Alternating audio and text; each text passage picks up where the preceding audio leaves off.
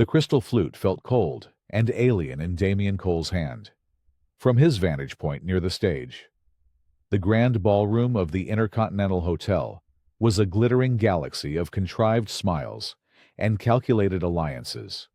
The air, thick with the scent of expensive perfume and truffled hors d'oeuvres, vibrated with the low hum of influential voices discussing mergers, acquisitions, and the precise monetary value of philanthropy. Tonight, Damien was the brightest star in this manufactured firmament.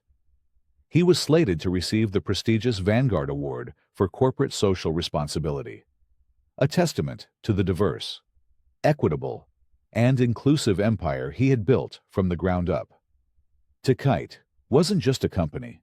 It was his life's work, a direct refutation of the world that had broken his father. Nervous, Amara Jenkins, his HR director and closest confidant, appeared at his side, her elegant evening gown a stark contrast to the severe business suits she usually wore. Her presence was a small, grounding anchor in the swirling sea of tuxedos and sequins. "Just tired of the pageantry," Damien murmured, his gaze sweeping over the crowd. He recognized a dozen faces from the covers of business magazines, titans of industry who saw diversity as a marketing tool and inclusion as a box to be checked. "They're giving me an award for something they don't even believe in." "They believe in your bottom line," Amara countered softly. "And your bottom line proves that what you believe in works. Let them write the checks and pose for the photos. The work is what matters." She was right. Of course, the work was everything. Yet, a disquiet had been gnawing at him for months, a dissonance between the gleaming awards on his office wall and the subtle, troubling patterns emerging from the company's raw data. Damien Cole, the man of the hour. The voice was smooth, almost unctuous, and it slid into their conversation with the unwelcome ease of a seasoned predator. Damien turned. Thomas Reynolds, his vice president of operations, stood before them, his smile a perfect, polished veneer. Reynolds was a master of corporate aesthetics. His suit was impeccably tailored, his silver hair perfectly coiffed, his handshake firm but not aggressive. He was the architect of Deceive's recent record-breaking profits, a man lauded for his ruthless efficiency. He was also the source of the disquiet that kept Damien awake at night. "Thomas," Damien said, his voice a flat, neutral surface. "Enjoying the evening?" "Immensely. It's always inspiring to see the industry celebrate one of its own, especially someone who has, shall we say, risen so far from such humble origins." Reynolds's eyes, a pale and chilling blue, flickered over Damien with an expression that was not quite admiration. It was something closer to anthropological curiosity. He turned his attention to a passing senator, drawing the influential politician into their circle with practiced charm. "Senator, you know Damien Cole, of course, a true American success story. It's not every day you see someone manage to build a place for himself in a world he wasn't exactly born into. Takes a certain kind of tenacity." The senator, oblivious to the undercurrent, clapped Damien on the shoulder. "A credit to your community, son. A real credit." The word hung in the air, weighted and sharp community.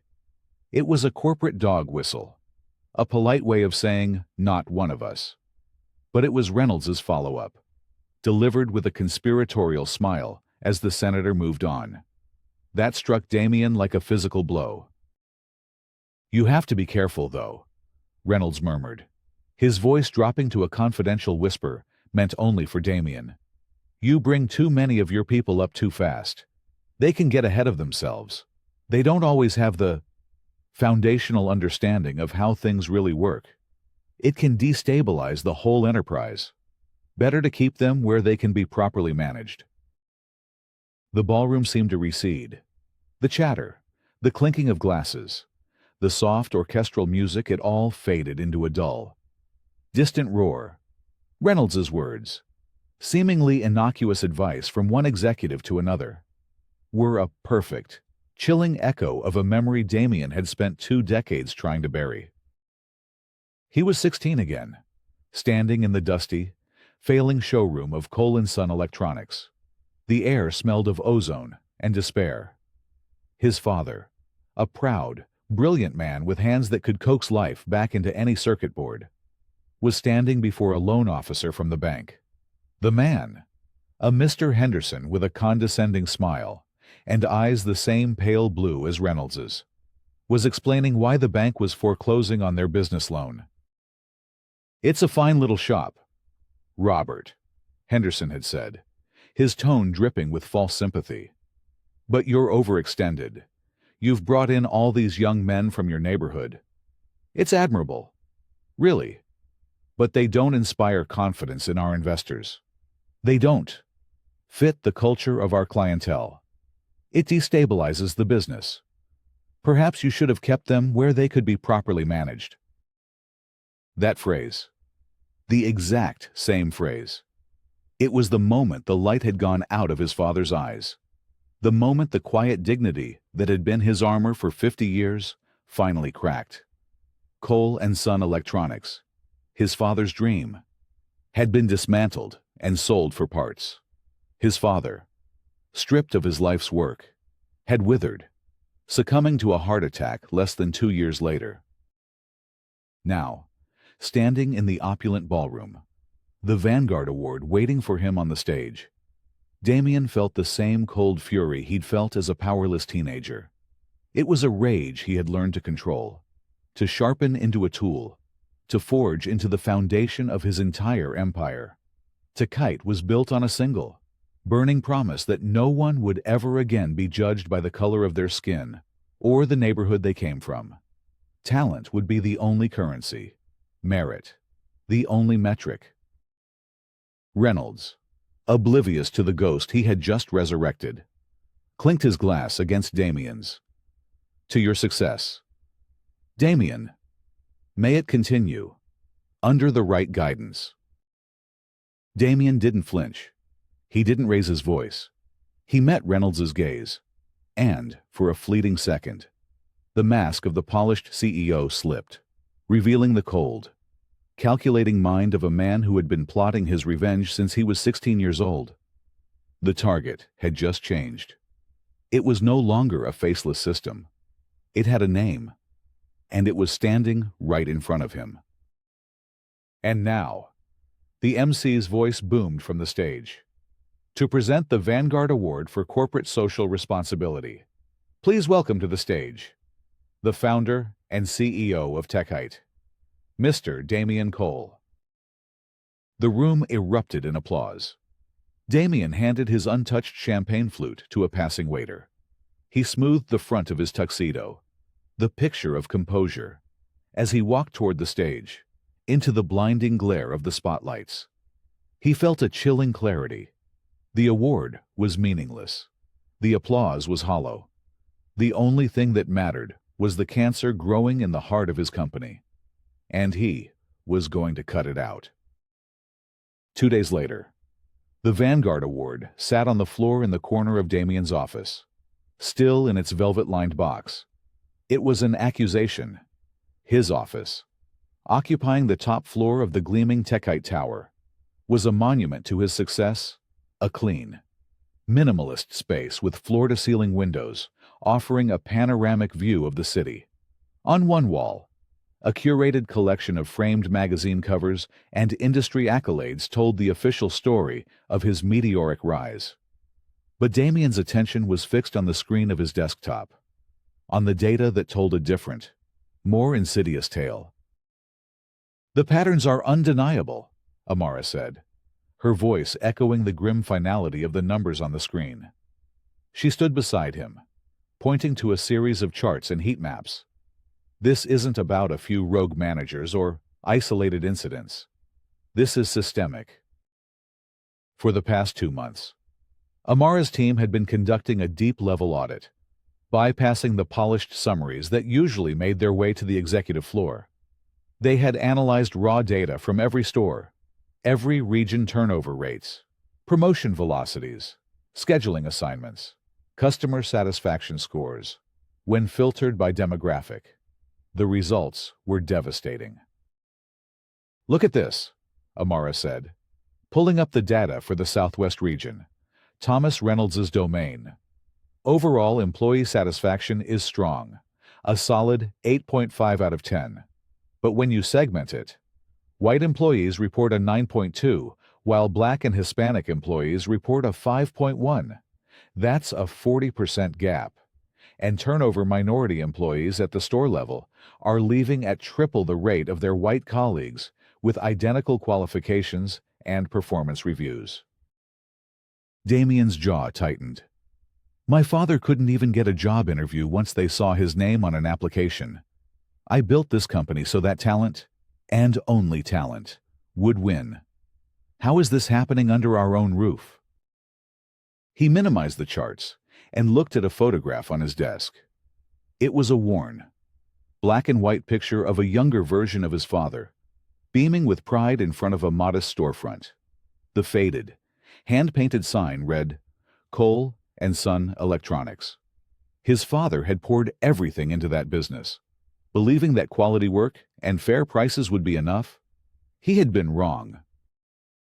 "It's the subtlety of it that's so effective," Amara continued, her voice low.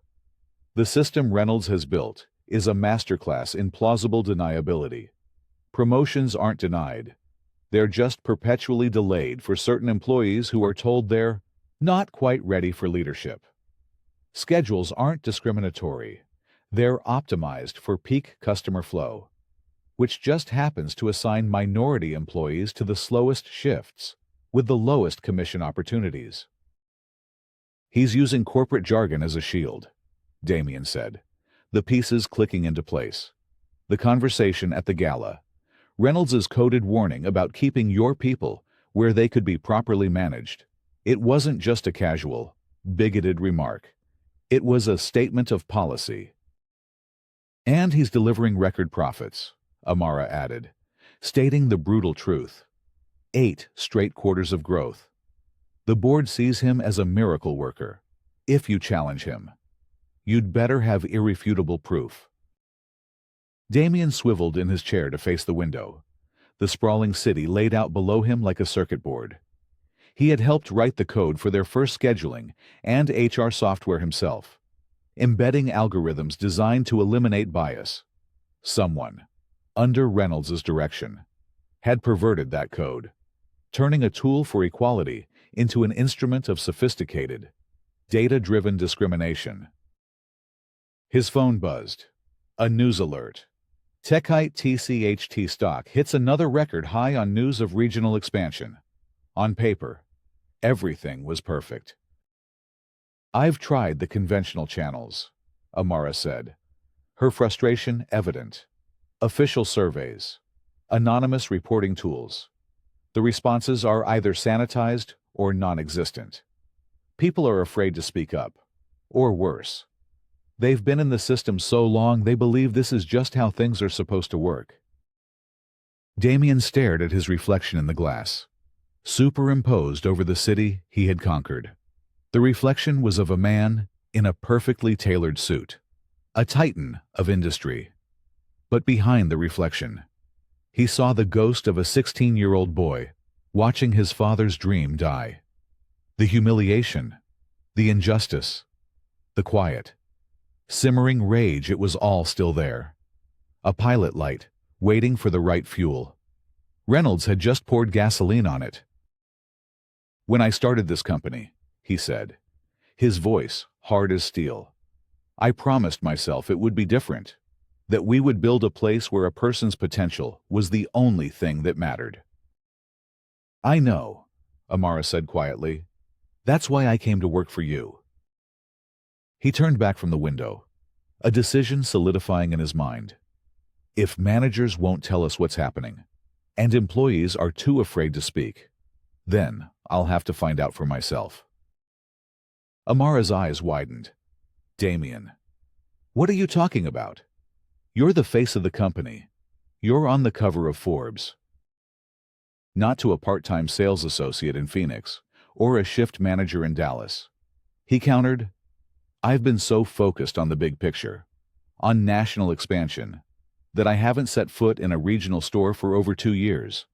That's when the data shows this rot really started to set in, right when Reynolds's operational changes went into full effect." He pulled up Thomas Reynolds's profile, hired 3 years ago from a competitor, lauded for his operational genius. Damien had only met him in person a handful of times. The man was always on the road, visiting his regional territories, implementing his strategies. "What exactly are you planning?" Amara asked, her voice laced with concern. Damien's expression was one of cold, absolute resolve. "First, I'll be a customer. Then, I'll be a new hire. I need to see it, breathe it, experience it exactly the way our employees and customers do. No filters, no corporate sanitization, no special treatment." He glanced again at his father's face in the photograph. "Someone is systematically poisoning my company from the inside out. They're turning it into the very thing I built it to destroy. And I'm going to find out how. And I'm going to find out why. This is a massive risk." "The greater risk," Damien replied, his voice dropping to a near whisper, "is doing nothing." The viral video landed like a grenade in the pristine lobby of Takite Tower. It had been filmed on a smartphone. The lighting was poor, and the audio was slightly distorted, but the message was devastatingly clear. A young, articulate black man named Xavier Thompson stared directly into the camera, his eyes burning with a mixture of anger and exhaustion. "I have 7 years of retail management experience and a degree in business administration," he began, "when I applied for an assistant manager position at the Takite store in Atlanta. They told me I wasn't what they were looking for, but they offered me an entry-level sales job. I declined. The next week, I had my white friend, a good guy with 2 years of experience as a barista, and half a marketing degree apply for the same position with my exact resume. Just with the name Kevin Sullivan on it. They offered him the job on the spot." The video cut to a split screen showing the rejection email sent to Xavier Thompson and the job offer sent to Kevin Sullivan.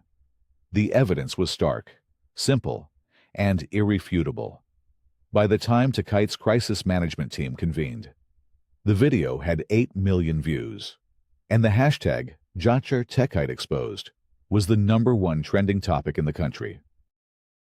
"We need to issue a statement immediately," Catherine Finch, the PR director, said, her fingers flying across her tablet. Standard response: "This is an isolated incident, not reflective of our core values. We are launching a full internal investigation." Thomas Reynolds, seated at the head of the long boardroom table, adjusted his perfectly knotted tie and sighed with theatrical weariness. This is a tempest in a teapot. One disgruntled applicant with a smartphone. Social media thrives on this kind of manufactured outrage. We shouldn't lend it credibility with a panicked response. On the wall-mounted screens, however, the storm was growing. Xavier's video had opened the floodgates. A former employee, her face blurred to protect her identity, described being told she didn't have the right look for management. A customer posted a story about being told a premium laptop was out of stock, only to watch a white customer purchase the exact same model minutes later. The anecdotes were piling up, forming a damning mosaic of systemic bias. "This is not an isolated incident, Thomas," Amara said, her voice cutting through the room's nervous energy. She gestured to the screens. "These stories are aligning perfectly with the internal data we've been tracking for months." Reynolds shot her a condescending smile. "Amara, with all due respect, correlation doesn't equal causation. We can't build company policy around anecdotal evidence from the internet. Our official diversity and inclusion metrics are exemplary." "Because they're being manipulated," Damien said quietly, entering the room. All heads turned. His presence commanded an immediate, deferential silence. He walked to the head of the table, his eyes fixed on Reynolds. These stories aren't just anecdotes. They are the human cost of the patterns Amara and I have been investigating.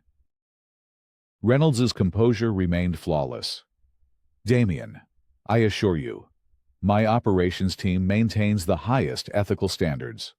Our focus should be on containing this PR fire, not chasing down unverified claims that could damage morale and investor confidence. Investor confidence, Damien repeated, the words tasting like ash. Is that what you call it, Amara? Please pull up the raw performance data for the Southwest and Southeast regions, not the executive summaries. The raw data. As Amara projected the stark, segmented charts onto the main screen, more testimonials flooded the social media feeds. A former manager described being pressured to schedule his minority employees for less desirable shifts. A Hispanic family recounted being steered toward budget tablets for their children's schoolwork, despite having explicitly asked for high-performance models. Look at the patterns, Damien said, his voice low and dangerous.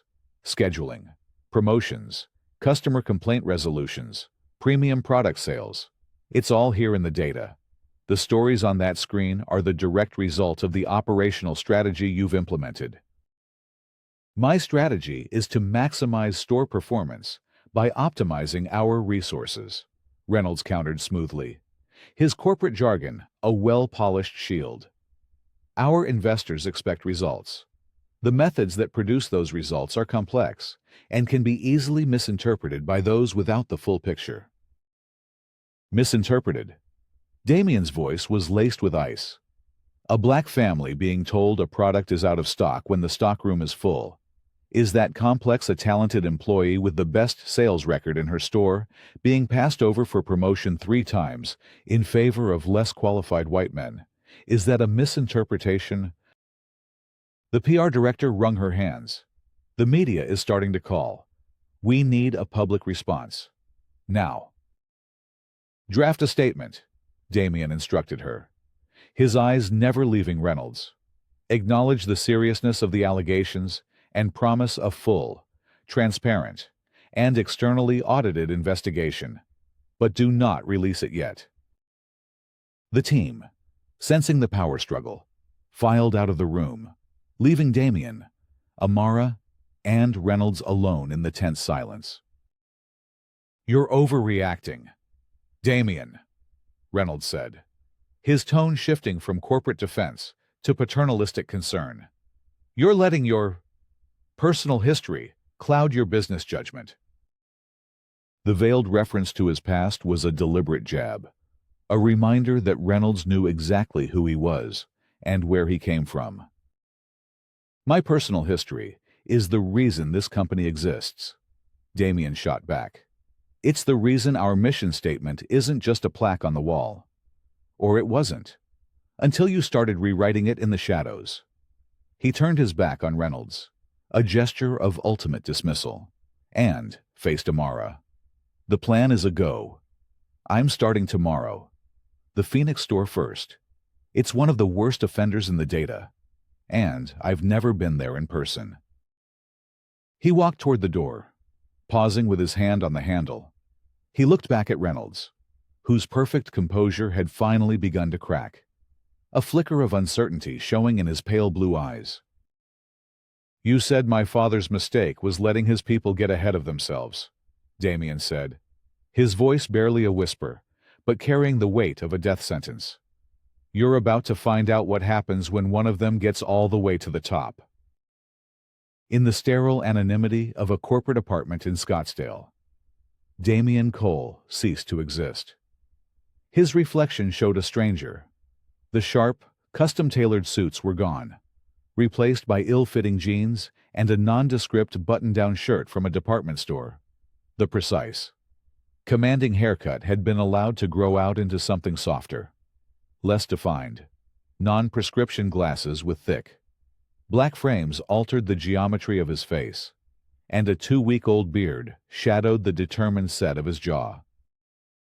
David Carter, he said, practicing the name, pitching his voice a little higher, sanding the sharp edges off his usually precise diction. Just moved here from Cincinnati, looking for a fresh start. Amara, patched in via a secure video link, studied his image critically. It's convincing. You look tired. I haven't slept, he admitted. This feels surreal.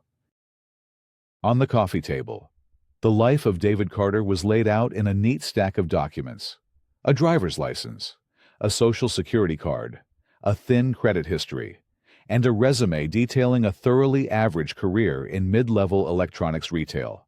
Techite's top security consultant, a former Mossad agent Amara had on retainer, had built the identity from scratch. David Carter was a ghost, a digital fabrication with just enough substance to pass a background check, but not enough to draw any special attention. The equipment is integrated, Amara said, her voice a calming presence in the disorienting new reality.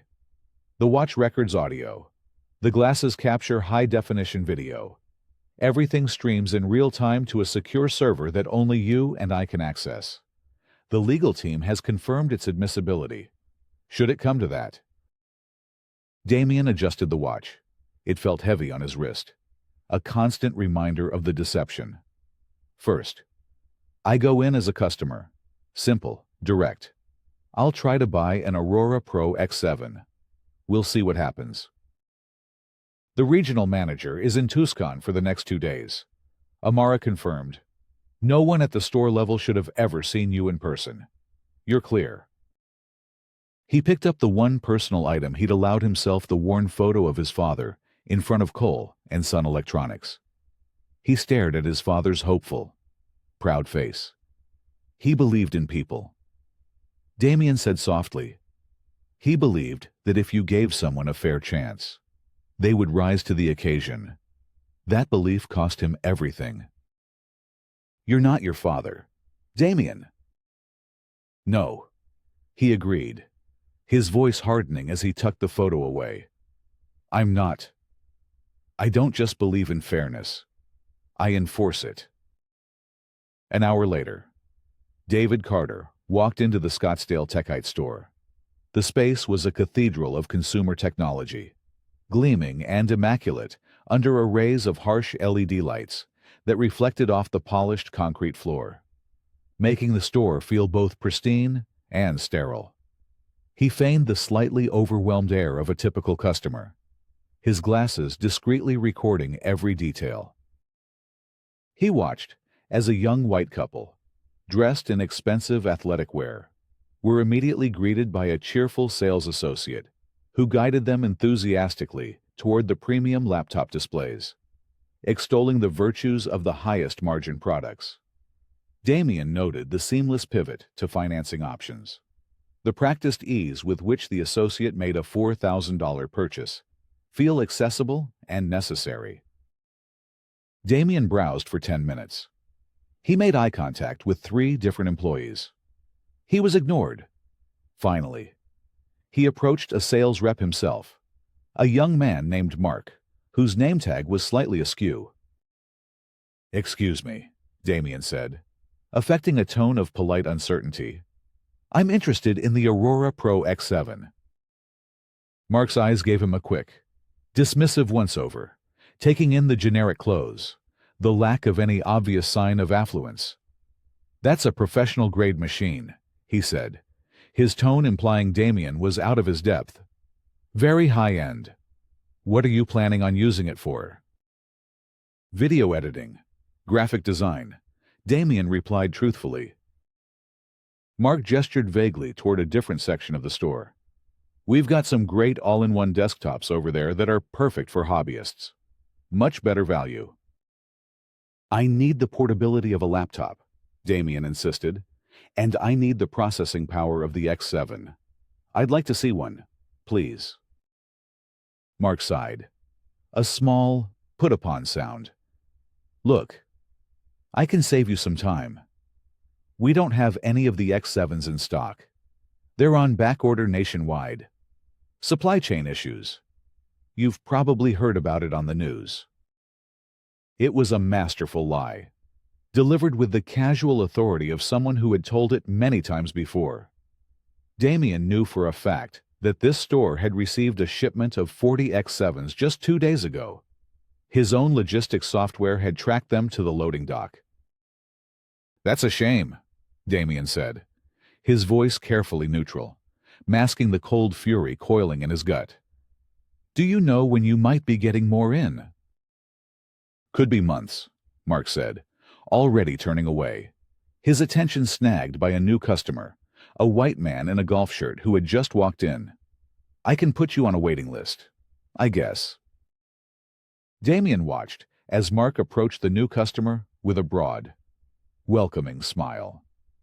"Welcome to Takite. Looking for a serious upgrade today? Let me show you our brand new Aurora Pro X7. We just got them in." The lie was so blatant, so audacious, that it took Damien's breath away. This wasn't just a rogue employee. This was a script, a well-rehearsed piece of corporate theater designed to profile and divert. He walked out of the store and sat in his rental car, the engine off, the Arizona sun beating down on the windshield. He took a deep, steadying breath, his hands gripping the steering wheel. The humiliation was a familiar, bitter taste in his mouth. It was his father's humiliation. It was the humiliation of every customer of color who had ever been treated as less than, as unworthy, as a potential threat instead of a valued patron. He pulled out his secure phone and called Amara. "It's exactly as we suspected," he said, his voice a low growl, but colder, more practiced. "It's policy." "What's your next move?" "I'm going back," Damien said, "but not as a customer. Get the application ready. David Carter needs a job." 3 days later, David Carter sat in the sterile back office of the same Techite store, across a cheap laminate desk from the store manager, Brian Matthews. Matthews was a man in his late 40s, with tired eyes and a palpable air of cynical resignation. He glanced at Damien's fabricated resume with undisguised boredom. "Your experience is adequate," Matthews said, his tone making it clear that adequate was a failing grade. "Lots of competition for these spots. Why should I hire you?"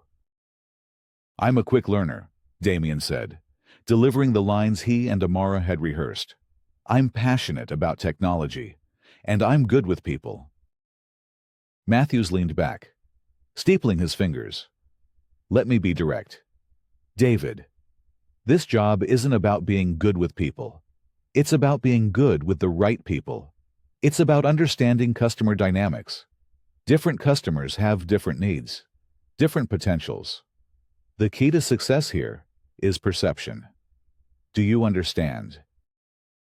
It was the same coded language, the same veiled bigotry wrapped in the flag of business acumen. Perceptive in what way, Damien asked, playing the part of the earnest, slightly naive applicant. Matthews studied him for a long moment, as if deciding whether he was worth the effort of the real explanation. Let's say 2 customers walk in at the same time. One is a young professional in a business suit. The other is a teenager in a hoodie. Who do you approach first? "Whoever walked in first, I suppose," Damien answered, knowing it was the wrong answer. A tight, humorless smile played on Matthews' lips. "That's the answer from the corporate training video. It's also the answer that will get you stuck on the closing shift for the rest of your career. The real world is about efficiency. We prioritize customers with a high conversion potential. We call it demographic optimization. You look like a smart guy. I'm sure you can figure out what that means." He extended a hand. "You start Monday. Orientation is at 8 a.m. Don't be late." As Damien shook the manager's hand, he felt a grim sense of victory. He was in. The door to the shadow company had just been opened, and he was about to step through it. "Welcome to Takite," Brian Matthews announced to the group of 5 new hires huddled in the break room. For the next hour, you're going to watch some videos corporate requires us to show. They're about inclusion, diversity, and treating every customer with equal respect. Pay attention. There's a quiz. It's all very important. He delivered the last line with a wink that drained the words of all meaning. For 60 excruciating minutes, Damien watched his own face on the screen. A younger, more optimistic version of himself, speaking passionately about the core values of Takite. He recited the lines he had written himself, about meritocracy and building a place where everyone belonged. The irony was a physical weight in the room. When the videos ended, Matthews returned. All right, quiz is over. Everyone passed. Congratulations. You are now officially compliant. Now, let me show you how things actually work here. He led them to a terminal on the sales floor and logged into the scheduling system, the very system Damien had helped design. But the interface was different. It had been modified, layered with unofficial metrics and color-coded fields he didn't recognize. This is your lifeblood, Matthews explained, pointing to the screen. Every shift is assigned a potential value score, or PVS. Weekend afternoons, high PVS. Tuesday mornings, low PVS. Your goal is to get scheduled for as many high PVS shifts as possible. That's where the commissions are. How do we get the good shifts? Asked a young woman named Chloe. By demonstrating alignment with our regional priorities, Matthews said smoothly. You focus on high-value customers. You maintain excellent conversion rates on premium products. And you master our demographic optimization strategy. You do that, and the system rewards you. Damien raised his hand. What exactly is demographic optimization? Matthews's gaze sharpened, a flicker of suspicion in his eyes. You'll learn on the floor. It's more of an art than a science. For now, just understand that our resources, meaning your time, are best spent on customers with the highest potential for a significant return on investment. Later that day, Damien was paired with Tyler, a top-performing sales associate with a swagger that bordered on arrogance, for his shadow training as they walked the floor. Tyler provided the unvarnished translation of Matthews's corporate speak. See the little number next to a customer's name when they check in on the tablet, Tyler whispered, nodding toward the welcome kiosk. That's their potential customer score, or PCS. It's generated automatically. Anything below a 7. You greet them, point them in the right direction, and move on. Don't waste your time. How does the system assign the scores? Damien asked, his glasses recording Tyler's every word. Tyler shrugged. Officially, it's based on their credit profile and any previous purchase history. But, between you and me, he leaned closer. You see a black family walk in. They're getting a 4 or a 5. Guaranteed. A well-dressed white guy. He's starting at an 8. It's not rocket science.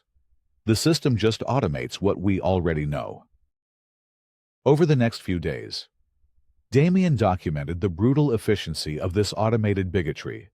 He saw a distinguished Hispanic man, an architect looking to outfit his new firm, automatically assigned a PCS of 5. He was ignored for 15 minutes before leaving in frustration. He saw a group of black teenagers, tech-savvy, and flush with cash from their summer jobs, get a PCS of 3. They were treated with such overt suspicion by store security that they, too, left without buying anything. The system wasn't just discriminatory, it was costing the company money, bleeding away customers who were ready and willing to spend. In the break room, he sought out the employees who were on the losing end of this rigged game. Zoe, a sharp, incredibly knowledgeable black woman, had been with the company for 3 years. Andre, a quiet but brilliant Latino man, could troubleshoot any device in the store. Both were consistently ranked among the top employees in official customer satisfaction surveys. Yet both were perpetually stuck, working the least desirable shifts. "Ever think about moving up to management?" Damien asked Zoe one afternoon as they stocked shelves. A bitter, weary look crossed her face before she carefully masked it. Applied twice. Had the best sales numbers in the store both times. Made it to the final interview. And suddenly, I wasn't management material. Lacked leadership presence. She forced a smile that didn't come close to reaching her eyes. Meanwhile, Tyler got promoted to team lead after 8 months. Does half my numbers. But I guess he has the right presence. It was Andre who finally showed him the smoking gun. Late one night, as they were closing up, Andre pulled him aside. "You seem different," Andre said, his voice low. "You ask questions. You actually listen. Be careful."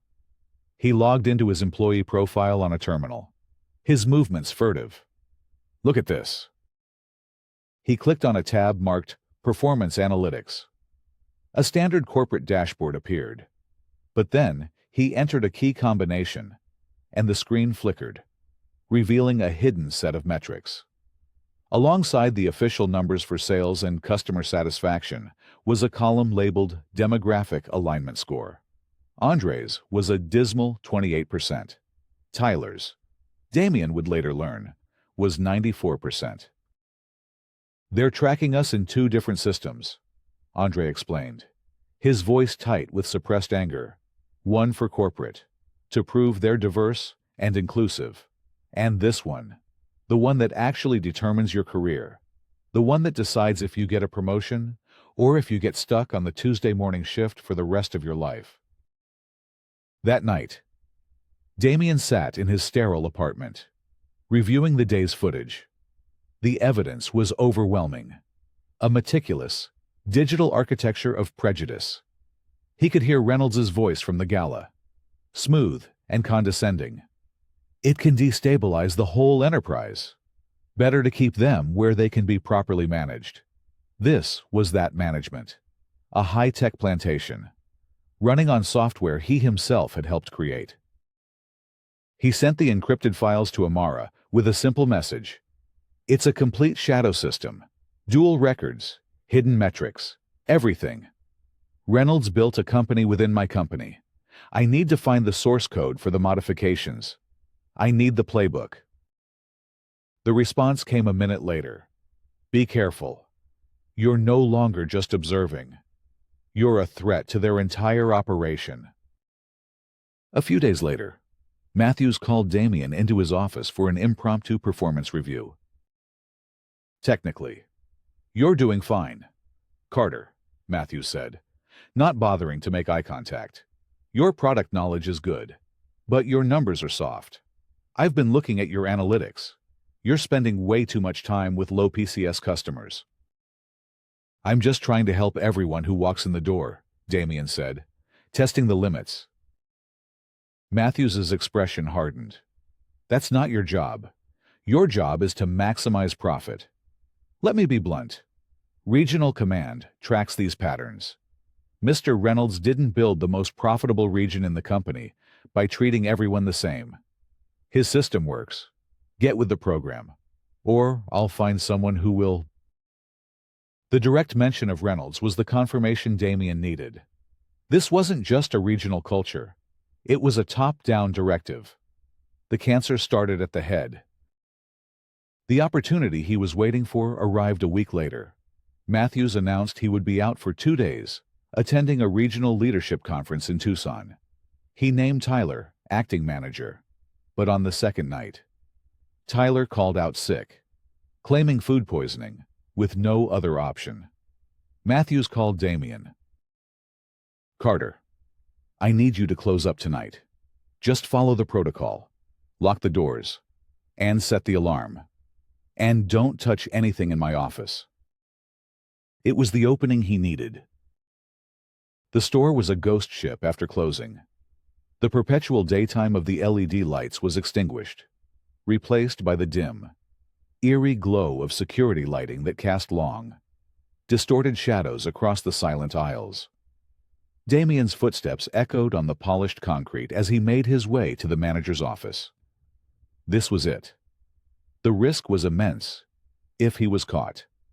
The entire investigation would be compromised, his identity exposed. But the potential reward, the master key to the entire conspiracy, was too great to ignore. He'd observed Matthews entering his computer password dozens of times. Azuns23. A depressingly simple key for such a complex deception. The desktop blinked to life, displaying the familiar Techite interface. But Damien, guided by what Andre had shown him, knew where to look. He navigated to an innocuous folder labeled Regional Assets. He entered the secondary password he'd overheard Matthews use on a video call, Reynolds Rules. The screen flickered and transformed. He was in. It was like peeling back the polished skin of the company and staring at the rotten flesh beneath. Here was the entire shadow operation, laid bare in meticulous detail. The modified software code, the training manuals for demographic optimization, the spreadsheets tracking every employee's hidden alignment score. He found the playbook.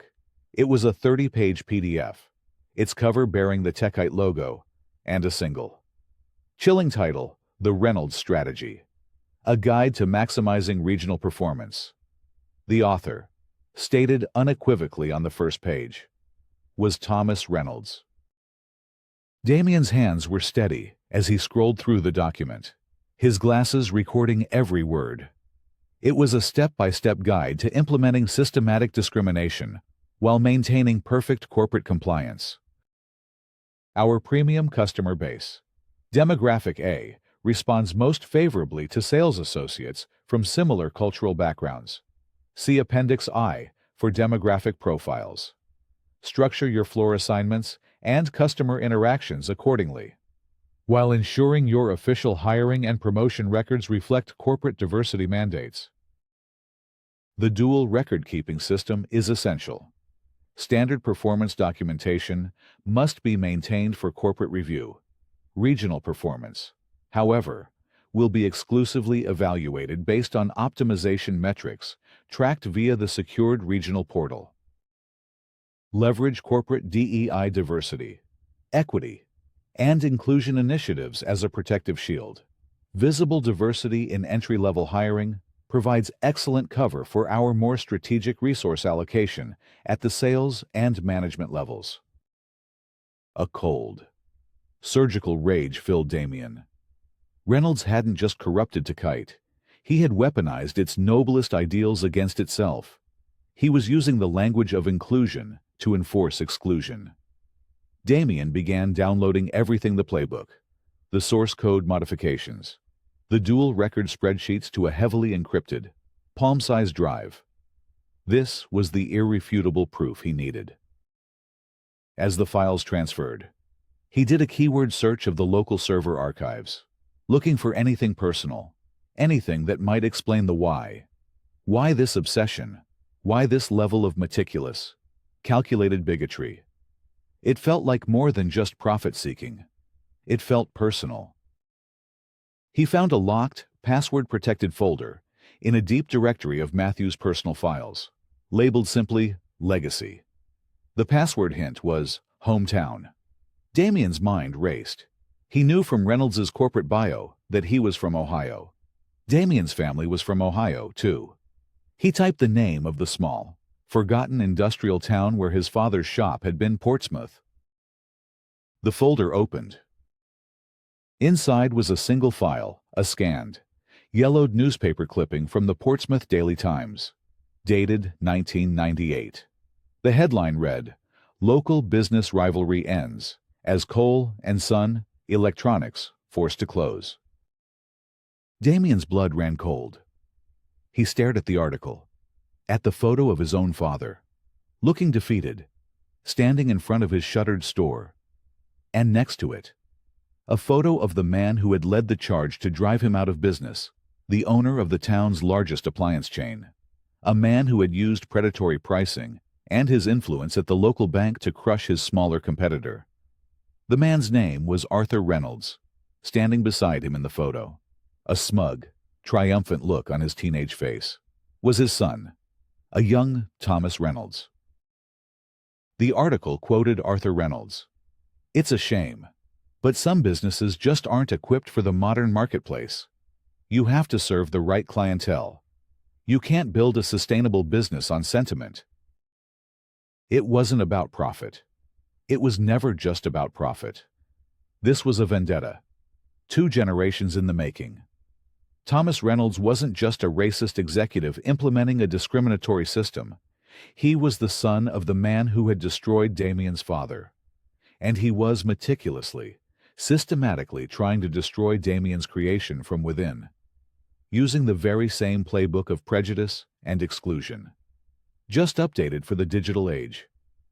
This was a war he hadn't even known he was fighting. The download completed. Damien ejected the drive, the small piece of metal feeling as heavy as a gravestone in his hand. He carefully logged out, wiped the server logs of his presence using a program Amara had provided, and restored the office to the exact state he had found it. As he slipped out of the silent store and back into the humid Arizona night, the nature of the fight had fundamentally changed. This was no longer about reforming a company. It was about avenging a legacy. Reynolds hadn't just built a system of discrimination. He had declared war on the memory of Robert Cole, and for Damien. Some wars had to be finished, no matter the cost. The discovery of the Reynolds family connection shifted the ground beneath Damien's feet. The rage that had been a controlled burn now blazed with a new, terrifying intensity. Every coded slight, every discriminatory policy was no longer just an abstract injustice. It was a fresh desecration of his father's memory. He understood now that Reynolds's ultimate goal was not just to enrich himself, but to prove a generational point that a company built on the principles of equity and inclusion, Damien's principles, was inherently weak and doomed to fail. Just like Cole & Son Electronics, Reynolds wasn't just trying to corrupt Takite. He was trying to turn it into a monument to his own family's cynical, predatory worldview. His interactions at the store took on a new, dangerous edge. He saw Thomas Reynolds's face in every condescending remark from Tyler, in every weary, defeated sigh from Zoe. Matthews, the store manager, grew increasingly wary of David Carter. "You ask too many damn questions," Matthews snapped one afternoon, cornering him in the stockroom. "About regional policy, about the software. You're not paid to think.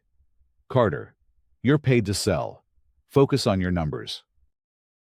"Just trying to understand the system that Mr. Reynolds built," Damien replied, deliberately using the name. "It's impressive." The mention of the executive's name seemed to both flatter and unnerve Matthews. "Yeah. Well, it's not for you to understand. It's for you to follow. Keep your head down." Damien knew his time undercover was running out. He and Amara worked feverishly, planning their next move. A regional meeting was too small, too contained. Reynolds could spin it, dismiss it, bury it under layers of corporate bureaucracy. The reveal had to be decisive, public, and catastrophic for Reynolds. It was Amara who found the perfect stage, the annual shareholder meeting. She said during a secure call, "It's in 3 weeks, in New York. Reynolds is scheduled to give the keynote presentation on operational excellence.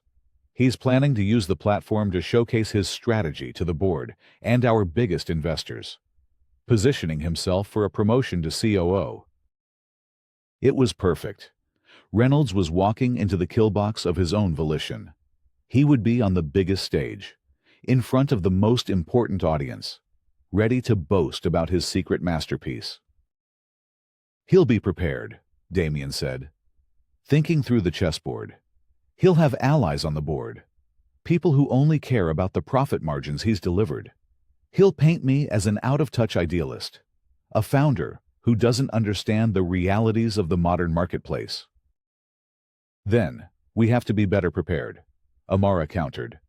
We have the hard evidence, the playbook, the dual records, the source code. But we need to frame it. This can't just be about data. It has to be about the story. They began to build their case, not for a courtroom, but for the court of public and investor opinion. They edited the hours of undercover footage into a damning, 5-minute montage. They prepared side-by-side comparisons of the official HR records and the shadow metrics. They compiled testimonials from employees like Zoe and Andre.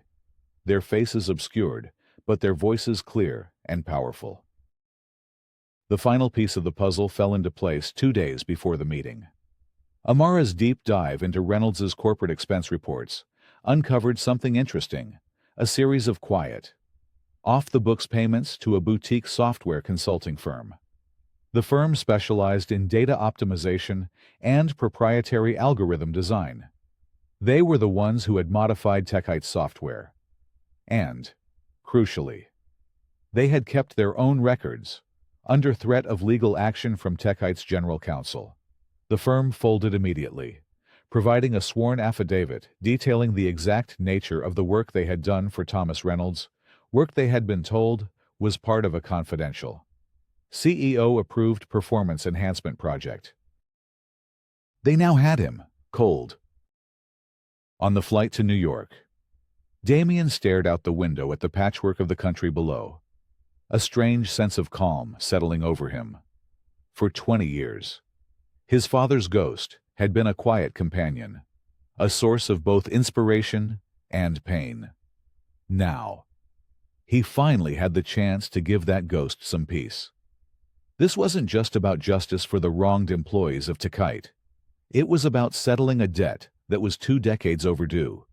It was about proving that his father's vision of a business built on dignity and respect wasn't a weakness to be exploited, but a strength that could, in the end, conquer all.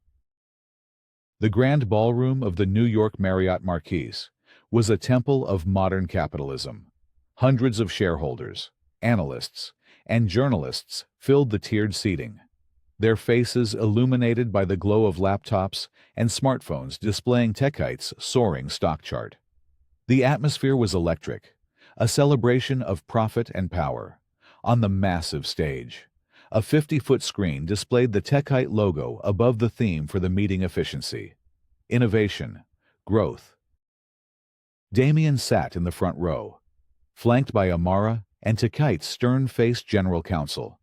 He was back in his own skin, the uniform of the CEO a dark, impeccably tailored suit that felt like armor. He nodded to board members, shook hands with major investors, playing the part of the triumphant founder. No one could have guessed the war that was about to break out. Thomas Reynolds took the stage to thunderous applause. He was in his element, a conquering hero radiating confidence and control. He launched into his keynote, a masterful presentation filled with impressive charts and graphs, showcasing the unprecedented operational efficiency of his regions. He spoke of demographic optimization and strategic resource alignment. And the audience, hypnotized by the upward trajectory of the profit lines, ate it up. The Reynolds strategy, he concluded, a slide with the title of his secret playbook appearing on the screen behind him, is not just about numbers. It is a new paradigm for retail, a model for sustainable, targeted growth in a complex marketplace. He was met with a standing ovation. As the applause died down, Damien stood up. He didn't go to the podium. He simply stood in the front row, a wireless microphone in his hand. "Thank you, Thomas," Damien said, his voice calm and clear, amplified throughout the cavernous room. "An impressive presentation, but you've left out a few key details of your strategy." A confused murmur rippled through the audience. Reynolds, caught off guard, forced a smile. "Damien, we have a Q&A session scheduled later.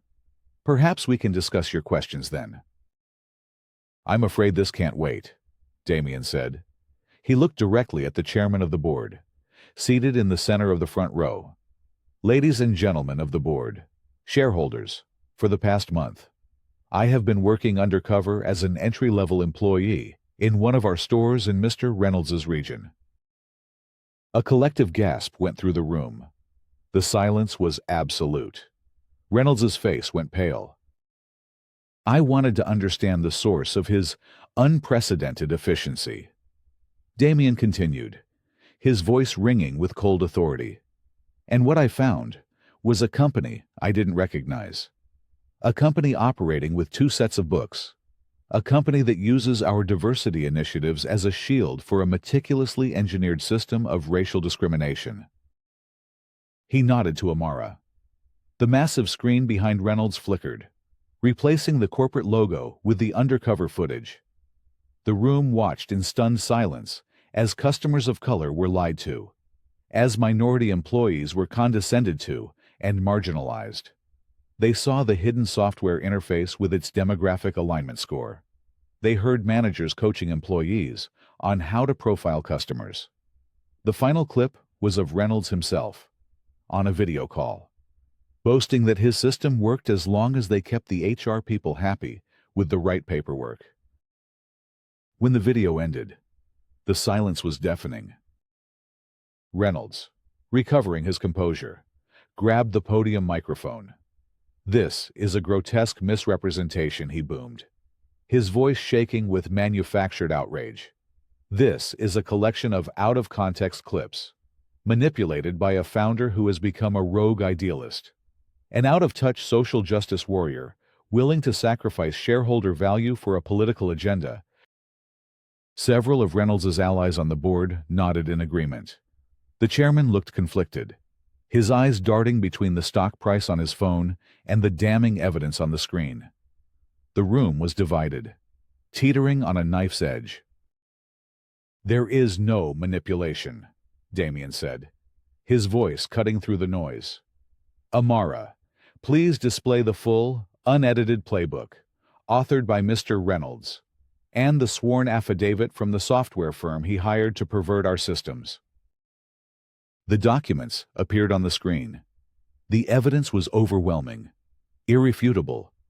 Reynolds was trapped, but he was not defeated. He was a cornered animal, and he had one last, venomous bite. He turned his gaze from the board, from the shareholders, and fixed it squarely on Damien. His voice dropped, becoming quiet, personal, and laced with pure poison. You want to talk about history, Damien? You want to talk about business ethics? Fine. Let's talk about your father. Damien froze. The air left his lungs. Before you stand here on your high horse and destroy me, maybe you should tell them the whole story. Reynolds sneered. Tell them what Robert Cole did to my family. Tell them about the backroom deal he made to try and save his failing little shop. The deal that proves he was no better than anyone else. Tell them about the secret compromise. The words hit Damien with the force of a physical blow. A secret compromise, his father. It couldn't be true. He looked at Reynolds's face, at the triumphant, hateful gleam in his eyes, and knew it was not a bluff. This was Reynolds's trump card. The room held its breath. All eyes were on Damien. This was the crisis point, the moral test he had never anticipated. He could destroy Reynolds, but it might mean destroying his father's memory in the process. For a moment, that stretched into an eternity. He was 16 again, a powerless boy watching his father's world crumble. Then, clarity. He thought of Zoe, of Andre, of Xavier Thompson. He thought of the company he had built and the promise it represented. The truth, in all its painful complexity, was the only way forward. He took a deep breath. My father, he began, his voice steady despite the turmoil inside him, was a good man, a brilliant man. But he was a man pushed to the brink by a predatory system. A system your father, Thomas, used to crush him. He looked out at the sea of faces. I don't know what secret compromise my father may have made in his desperation, but I know this: if he was forced into a corner, it was because the system gave him no other choice. What you have done, Thomas, is far worse. You took that same predatory system, and you perfected it. You automated it. You scaled it. You took the sins of the father and turned them into a corporate mandate. You built an empire of prejudice and called it efficiency. He turned his back on Reynolds and addressed the board directly. Whatever my father did or did not do, he did it to survive. Thomas Reynolds did this for profit and for power, and for a pathetic, generational vendetta. The question before this board, before these shareholders, is not about the past. It is about the future. What kind of company is Tekite going to be? One that chases profits by perpetuating the ugliest parts of our history, or one that proves, once and for all, that you can build a better world and still build a great business? He let the question hang in the air. The silence was broken by a single person. Then another, starting to applaud. It wasn't the thunderous, obligatory applause from before.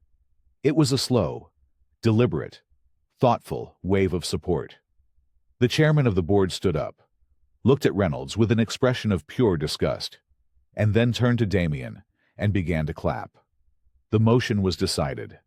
The battle was over. In the aftermath, the grand ballroom devolved into controlled chaos. Security guards quietly escorted a defeated, ashen-faced Thomas Reynolds from the stage. Journalists scrambled, shouting questions. Board members huddled, their faces a mixture of shock and grim resolve. Damien felt none of it. He moved through the crowd like a man in a dream, the adrenaline of the confrontation draining away, leaving behind a profound, hollow exhaustion and the raw, open wound of Reynolds's final accusation. Later that night, in the quiet of his hotel suite, overlooking the glittering expanse of Manhattan, the full weight of the day settled upon him. Amara sat across from him, a tablet in her hand. "My legal team did a deep dive," she said softly, her voice gentle. "They searched the Portsmouth Municipal Archives. They found it." She turned the tablet toward him. On the screen was a scanned document, a memorandum of understanding between Cole and Sun Electronics and Reynolds & Co. Appliances, dated 3 weeks before his father's business finally folded. It was an agreement for his father to become a licensed repairman exclusively for Reynolds' stores. In exchange for a temporary hold on the foreclosure, the catch, buried in the fine print, was a non-compete clause and an admission of liability for several fabricated customer complaints that Reynolds' father had orchestrated. It was a deal made under duress, a desperate man's attempt to salvage some small piece of his livelihood, even at the cost of his pride. "He never told me," Damien whispered, tracing the outline of his father's signature on the screen. He was so ashamed. "He was trying to protect you, Damien," Amara said. "He was a man fighting an unwinnable battle, and he did what he had to do to survive. It doesn't tarnish his memory. It makes him human." Damien finally understood. His father wasn't a saint. He was a man who had been crushed not by a single act, but by 1,000 small cuts, by a system designed to see him fail. Reynolds' attempt to use this painful memory as a weapon had backfired. It had not tarnished his father's legacy. It had illuminated the depths of the injustice he had faced. The next day, back at Tekite Tower, the real work began. Damien didn't issue a press release. He convened a meeting in the main boardroom. He sat down with Zoe, Andre, and Xavier Thompson, whom he had flown in from their respective cities. He didn't sit at the head of the table. He sat among them, as an equal. "I'm sorry," he began, his voice raw with sincerity. "What happened to you? What happened to so many others? Was a fundamental betrayal of everything this company was supposed to stand for? I can't undo the damage that was done, but I can give you the power to rebuild this company from the ground up."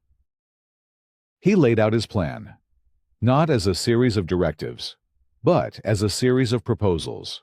A complete overhaul of the software to ensure total transparency. An independent ethics council, comprised of a majority of store-level employees, with veto power over executive policies. A new promotion system, reviewed by a peer-led committee. "I don't want to be the CEO who fixes this," he told them. "I want to be the CEO who creates a system where this can never happen again, and I need your help to design it." He formally offered Zoe the position of Director of Retail Training and Development. He offered Andre a lead role on the software engineering team, tasked with building the new, transparent systems. And he offered Xavier Thompson the job he should have gotten in the first place, regional manager, with a mandate to implement the new vision. For the first time since the ordeal began, he saw not just relief in their eyes, but hope. They weren't just being compensated for their pain. They were being empowered to transform it into progress. The falling action was not an end, but a new, more collaborative, and more hopeful beginning. Months later, the scaffolding came down. Damien stood on the cracked pavement of a familiar street in Portsmouth, Ohio, a place he hadn't visited in 20 years. The autumn air was crisp, carrying the scent of damp leaves and industry. Before him stood a dilapidated brick building, its windows boarded up, a ghost of a structure haunted by memory. A faded, peeling sign was still barely visible above the door, Cole & Son Electronics. For 2 decades, this building had been a symbol of failure, of a dream broken by bigotry and greed.